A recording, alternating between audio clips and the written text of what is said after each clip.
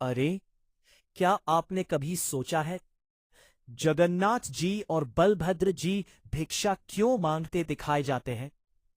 इसके पीछे छुपी है एक ऐसी लीला जो दिल भी छूती है और घमंड भी तोड़ती है।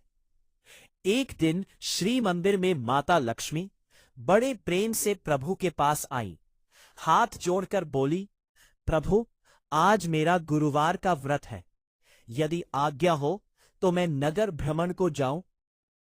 जगन्नाथ जी तो भोले भंडारी मुस्कुराकर बोले, देवी, तुम जगत जननी हो, तुम्हें मेरी आज्ञा की क्या आवश्यकता। जाओ। उन्हें क्या पता था उनकी ये हां कैसी लीला रचने वाली है। माता लक्ष्मी ने एक वृद्ध ब्राह्मणी का रूप धरा और नगर में घूमते घूमते एक गरीब भक्त महिला श्रेया के घर पहुंची। श्रेया आंसुओं में भी मां की पूजा कर रही थी। माता का हृदय पिघल गया। वे बोली, बेटी, तेरी भक्ति सच्ची है, तेरा घर धन धान्य से भर जाएगा। उधर मंदिर में बलराम जी ने अपनी दिव्य दृष्टि से सब देख लिया। उनका क्रोध भड़क उठा। वे गरजते हुए आए, तेरी पत्नी हमारी नाक कटवा आई, एक छोटी जाति के घर गई है। अब उसे कह दे मंदिर में कदम न रखे। जगन्नाथ जी दुखी हो गए।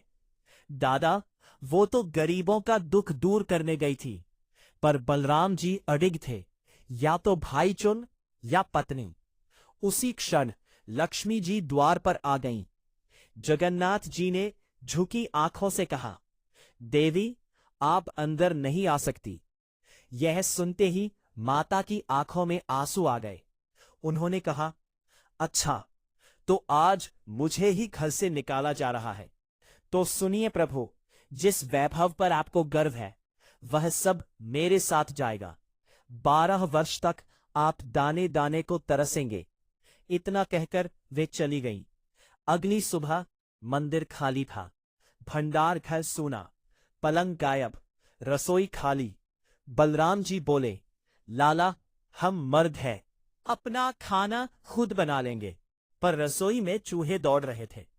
पानी पीने गए, तालाब सूख गया। शाम तक भूख ने दोनों को तोड़ दिया।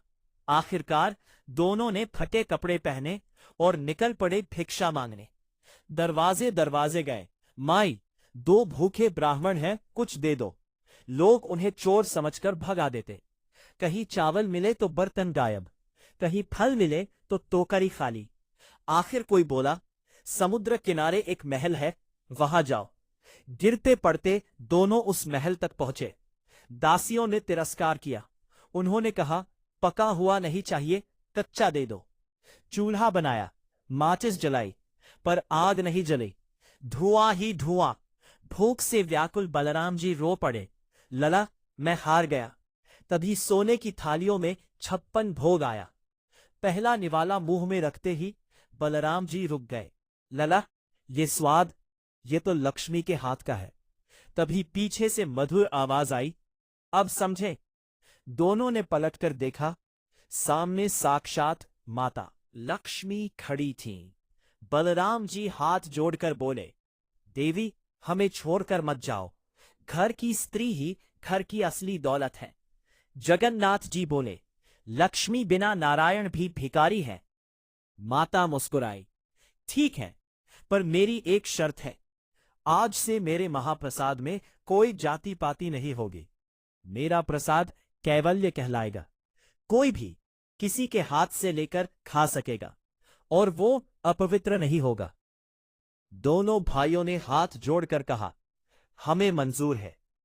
और फिर गाजे बाजे के साथ लक्ष्मी जी की वापसी हुई और तभी से जगन्नाथ मंदिर का महाप्रसाद सबके लिए समान है। सीख क्या है? जहां नारी का सम्मान नहीं, वहां लक्ष्मी नहीं टिकती। अगर आपको ये लीला पसंद आई हो तो प्रेम से बोलिए, जय जगन्नाथ स्वामी, जय महालक्ष्मी माता।